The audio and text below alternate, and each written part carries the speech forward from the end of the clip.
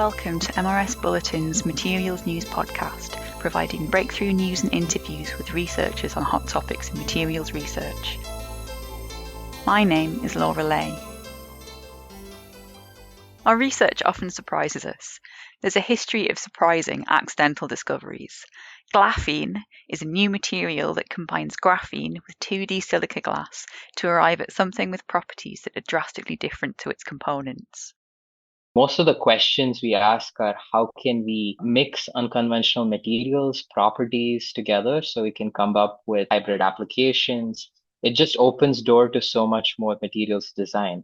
This project in particular was actually quite accidental.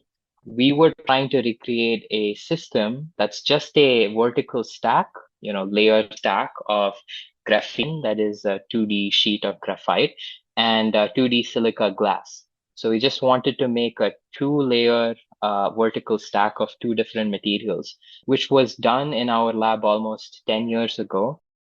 That was Sathvik Iyengar, PhD candidate at Rice University and lead author of the study.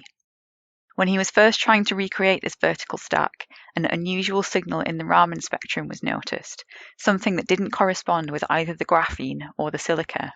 Working with a multidisciplinary team, the signal was traced to electronic cloud redistribution at the interface between the two components. This electronic proximity effect promotes interlayer hybridization.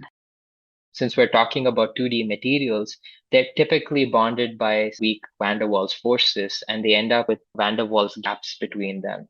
These gaps are anywhere between 1 angstrom to a nanometer, depending on how you synthesize these structures and what these structures are. So it's a very narrow, tiny gap. And typically in that gap, you have certain electron orbitals that kind of poke out of plane.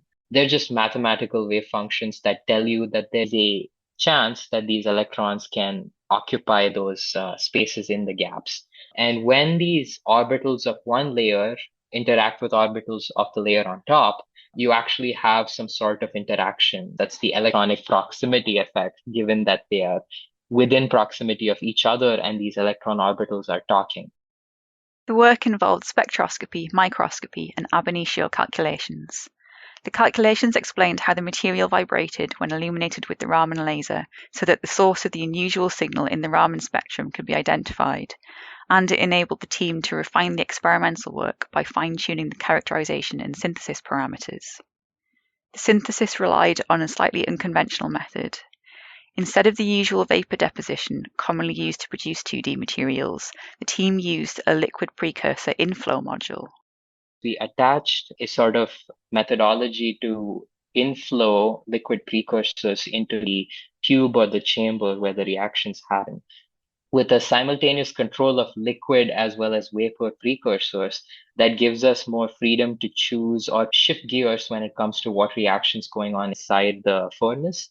The graphene grows first, which is pretty standard in the literature and in industry now.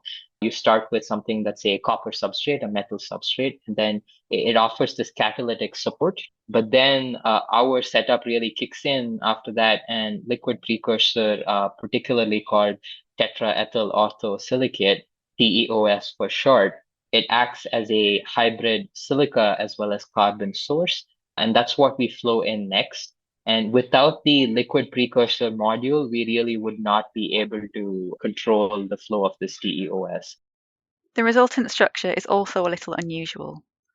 Although you would expect the silica to be glassy, it exhibited a disordered crystalline structure, effectively borrowing structure from the graphene. The resultant new material is a semiconductor with a bandgap of around 4 electron volts. This new method of bandgap engineering using hybrid materials instead of doping opens up new possibilities for producing electronic components. In addition, if a flexible substrate can be used, the graphene could be used to create flexible bendable components for electronic devices. This work was published in a recent issue of Advanced Materials. My name is Laura Lay from the Materials Research Society. For more news, log on to the MRS Bulletin website at mrsbulletin.org. Follow us on Twitter at MRS Bulletin. Don't miss the next episode of MRS Bulletin Materials News. Subscribe now. Thank you for listening.